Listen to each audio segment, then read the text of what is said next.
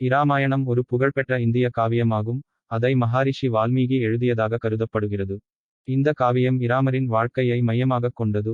அவர் அயோத்தியின் இளவரசர், விஷ்ணுவின் அவதாரம், மற்றும் சீதா என்பவரின் கணவர். இராமாயணத்தின் முழு கதை மிக நீளமானது, ஆனால் இதில் முக்கியமான நிகழ்வுகளைச் சுருக்கமாகப் பரிசீலிக்கலாம். இராமாயணம் கதை 1. பாலகாண்டமிராமரின் பிறப்பு, அவருடைய யவன வயது மற்றும் சீதாவை மணம் புரிதல் ஆகியவற்றை இந்தப் பகுதி விவரிக்கின்றது. இராமர், லட்சுமணர், பரதர், சத்ருக்னர் ஆகியோர் தசரத மன்னனின் 4 புதல்வர்கள் ஆவர்.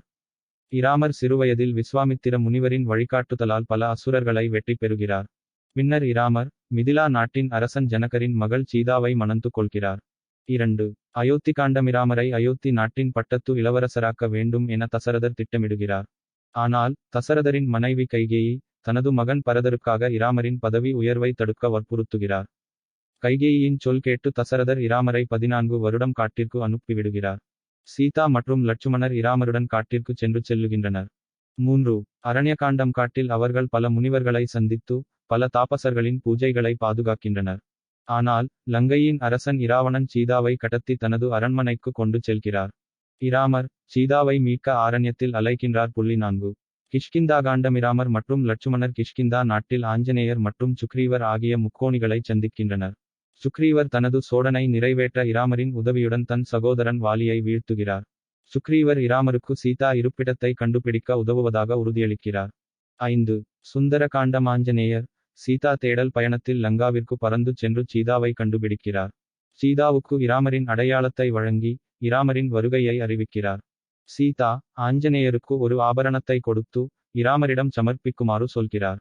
6. யுத்தகாண்டமிராமர் தனது அணி மற்றும் வானரங்கள் சேர்ந்து கடலை கடந்து பாலம் கட்டி, லங்காவிற்கு சென்று சீதாவை மீட்க முயற்சிக்கின்றனர். இராவணனுடன் மிகப்பெரிய போர் நடக்கின்றது, அதில் இராவணன் வீழ்கிறார். சீதாவை மீட்ட பின்னர், இராமர் அவருடைய பரிசோதனை மூலம் சீதாவின் தூய்மையை நிரூபிக்கிறார். 7. உத்தரகாண்டமிராமர் மற்றும் சீதா அயோத்திக்கு திரும்ப, இராமர் அரசராக பதவியேற்கிறார். சில நாட்களுக்குப் பின்னர், சீதாவைப் பற்றிய அவதூறுகள் எழும்பும் போது, இராமர் அவளை காட்டிற்கு அனுப்பி விடுகிறார். சீதா வால்மீகி முனிவரின் ஆசிரமத்தில் இராமரின் இரட்டை மகன்களை, லவ், குஷன், பெற்றெடுக்கிறார். பின்னர், அவர்களின் உண்மையான அடையாளம் வெளிப்படுத்தப்பட்டபோது, இராமர் சீதாவை மீண்டும் அழைக்கிறார். ஆனால், சீதா பூமி தேவி வரம் வாங்கி, பூமிக்குள் செல்வதாக முடிகிறது. இது இராமாயணத்தின் சுருக்கமான கதை. தமிழில், இதை கம்ப இராமாயணம் என்று கம்பர் எழுதியுள்ளார். இது தமிழர்களின் மனதில் சிறப்பான இடம் பெற்றுள்ளது.